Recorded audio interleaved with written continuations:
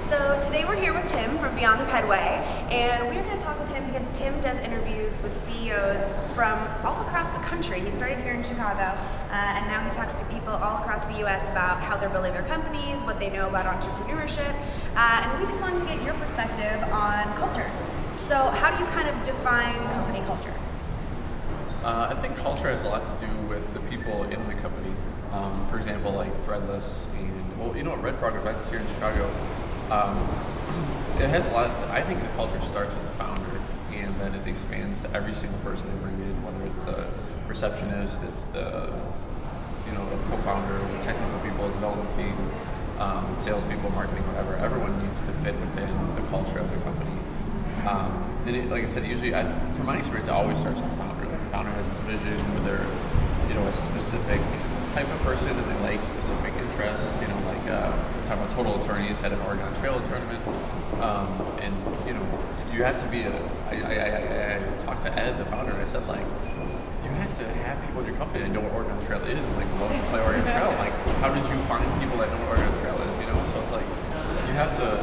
It's all about the founder, their vision, and then making sure every single person you bring in the door really fits what that vision is. I think spot on with everything we've seen so far. And I think that part of what you've seen too is companies go from very small to very big and sort of see some growing pains. Is there any advice you had or things that you've talked to people about and how you continue to maintain that culture even after you've taken on more employees?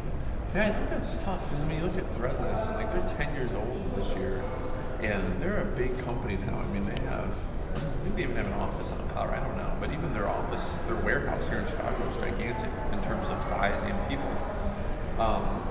But it's the most fun place on earth. Like, it's so fun to just be in there. The first time I visited their old headquarters, I walked in, I said, this is a whole different world. Like, you're in a whole different, dimension. So, and when I talked to Jake, the founder of this, I said, how did you keep the culture going when you have, 10 years later, you have all these people, like, every time you hire someone, how do you make sure that they're gonna kind of vibe with what you've built?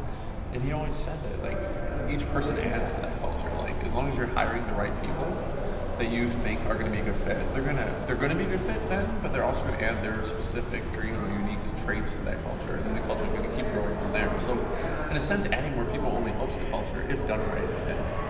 That's so great. Thank you so much for your time. We're so glad you stopped by. Make sure to check out Tim's interviews on BeyondThePedway.com.